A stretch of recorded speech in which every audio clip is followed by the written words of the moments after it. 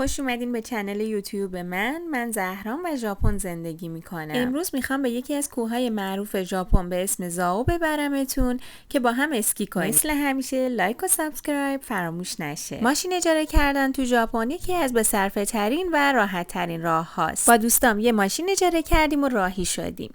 تو این هوای سرد هیچی مثل یه قهوه، اونم اول صبح نمیچسبه. از شهری که من زندگی میکنم تا پیست اسکی 1.5 ساعت راه بود. از خوشگلی جاده‌ام هرچی بگم کم گفتم. البته اینو هم بگم که منو شدیداً یاد جاده توسکستان گلستان مینداخت. ما بالاخره بعد از 1.5 ساعت رانندگی رسیدیم.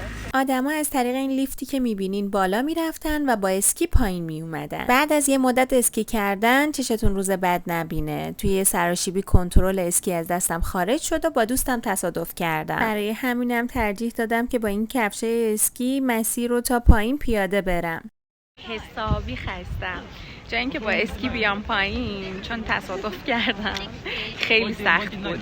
ترجیح دادم که از جاده بیام با یکی از بچه‌ها پیاده با کفشای اسکی. وحشتناک بود، جاده لغزنده. خیلی تجربه بدی نبود، تجربه خوبی بود، ولی بوتام نتونستم عوض کنم چون که سویش دست یکی از بچه‌ها بود که رفته بود اسکی. خلاصه که بالاخره رسیدم این پایین. تو مسیر این آدمای بامزه رو دیدیم با این لباسا. بعدش هم تصمیم گرفتیم که بلیت تلکابین بگیریم و تلکابین سوار شیم. اما ای کاش این کارو نمی‌کردیم. حسابی پشیمون شده بودیم. بسیار شلوغ بود و مجبور شدیم 2 ساعت توی صف وایستیم. اینقدر صف طولانی بود که بارها سیب زمینی، قهوه و چیزای مختلف سفارش دادیم و خوردیم و بالاخره بعد از 2 ساعت منتظر موندن سوار تلکابین شدیم. واقعا بی‌نظیر بود. از این چیزی که دارین توی تصویر میبینین 1000 بار قشنگتر بود. اون بالا هم که خبری نبود و همش برف بود. بعد منتظر تلکابین شدیم که دوباره برگردیم پایین. هرچی از زیبایی این مسیر بگم کم گفتم. تا چشم کار میکرد همه جا برف. اما از من به شما نصیحت، سال نو چینیا به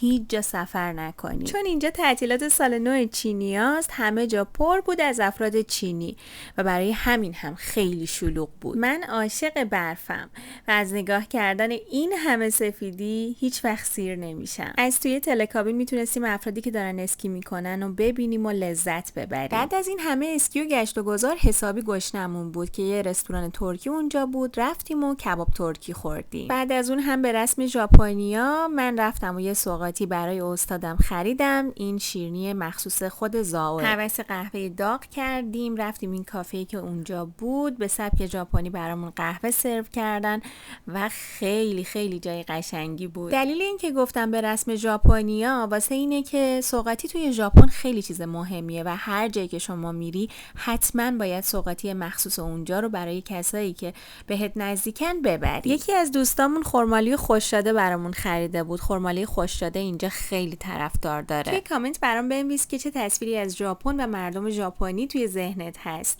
لایک و سابسکرایب فراموش نشه.